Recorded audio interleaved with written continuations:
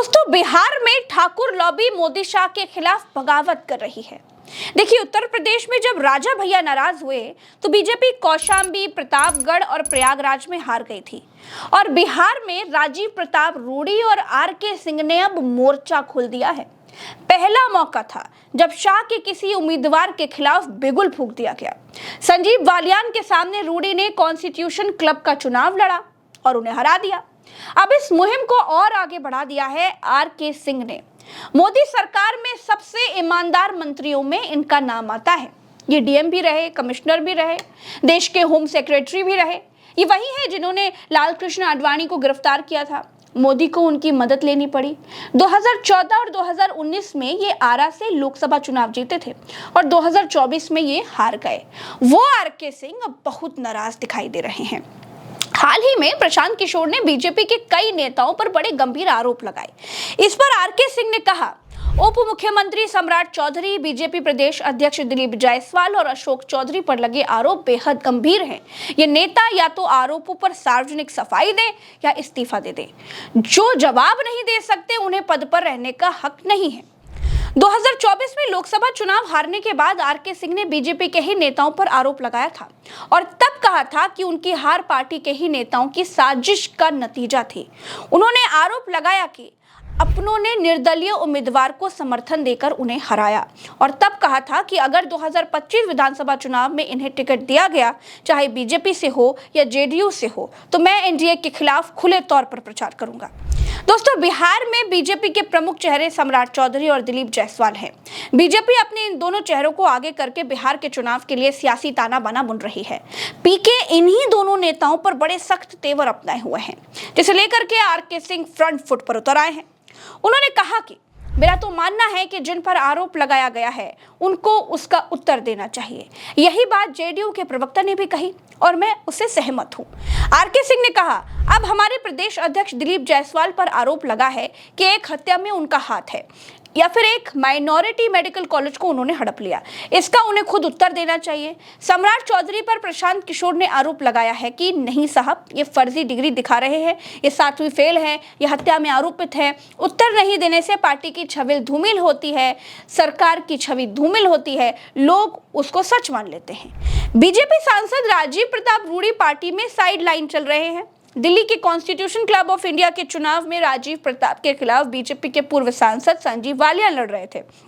रूडी ये चुनाव जीत गए, लेकिन जिस तरह बीजेपी सांसद निशिकांत दुबे ने उन पर आरोप लगाए, उसे लेकर के वो अपनी नाराजगी जाहिर कर चुके हैं। इतना ही नहीं, रूडी ने कहा कि कुछ लोग हैं जो उनकी सियासत को खत्म करना चाहते हैं।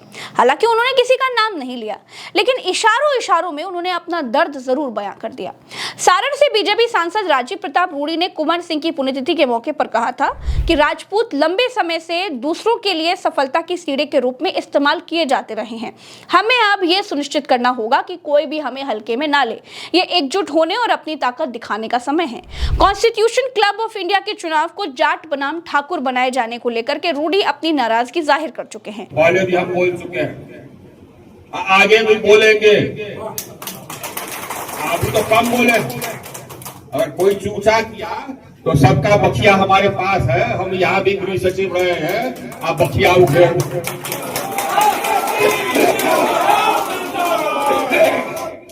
सब लोग सुन ले, बिहार के लोग इन भ्रष्ट लोगों को बर्दाश्त नहीं करेंगे, उनको उखाड़ फेंकेंगे। भ्रष्ट लोग क्या है, चरित्रहीन लोग क्या है, जो सब देखते हैं नेतावान सबको, वो सब धरती पर बोझ है, धरती पर बोझ है। कोई काम नहीं कर सकता है इसलिए कि पढ़ा लिखा नहीं है, कम पढ़ा लिखा है। अगर मंत्री बनता है तो मंत्रालय में कुछ नहीं कर सकता है, खाली दस्तखत करता है, काम पदाधिकारी करता है। वो बनता है नेता पैसा बनाने के लिए, कमीशन खाने के लिए। इसके साथ ही बिहार में राजपूत समुदाय के सियासी तौर पर किनारे किए जाने को लेकर के रूडी ने जिस तरह अपनी चिंता जाहिर की है, उससे माना जा रहा है दोस्तों कि वो कहीं ना कहीं दुखी हैं और खुद को बीजेपी में साइड लाइन महसूस कर रहे हैं। बिहार की सियासत में जातिगत सर्वे के मुताबिक 10% के करीब सवर्ण जातियों का वोट है, जिसमें 2 बड़ी जातियां ब्राह्मण और ठाकुर यानी राजपूत हैं। बिहार में ब्राह्मणों की जो आबादी है वो 3.65% है, राजपूत की जो आबादी है वो 3.45% है, भूमिहार की जो आबादी है वो 2.86% है और कायस्थ की जो है वो 0.60% है। बिहार में राजपूत एक प्रभावशाली जाति है। सभी राजनीतिक दल इस समुदाय पर अपनी पकड़ मजबूत बनाए रखने की कवायद में हैं। राज्य की करीब 30 से 35 विधानसभा सीटों और 7 से 8 लोकसभा सीटों पर राजपूत वोटर निर्णायक भूमिका निभाते रहे हैं। 2020 में 28 राजपूत विधायक बने थे, तो 2024 में 6 राजपूत सांसद बने। बिहार की राजनीति में राजपूत पॉलिटिक्स हमेशा से ही अपर कास्ट में सबसे मजबूत रही है। सबसे ज्यादा विधायक और सांसद इसी जाति के होते रहे हैं। दोस्तों, कहा जाता है कि किसी गांव में अगर राजपूत समाज के 200 वोट हैं तो वो 400 वोट के बराबर की ताकत रखते हैं। इसका मतलब ये है कि राजपूत समाज अपने साथ साथ दूसरे समाज के वोटों को भी प्रभावित करते हैं। ऐसे में बिहार में 2 बड़े राजपूत नेता बीजेपी से बहुत नाराज चल रहे हैं। आर.के. सिंह के बारे में तो खबर यह भी है कि वो अपनी पार्टी बना सकते हैं। अगर ऐसा हुआ तो बीजेपी और पूरे एनडीए को बिहार में बहुत बड़ा नुकसान होने जा रहा है। तो चलिए, मेरे साथ फिलहाल इस वीडियो में इतना ही। चैनल को सब्सक्राइब कीजिएगा, वीडियो को शेयर कीजिएगा, अपनी राय कमेंट में बताइएगा। नमस्कार, जय हिंद।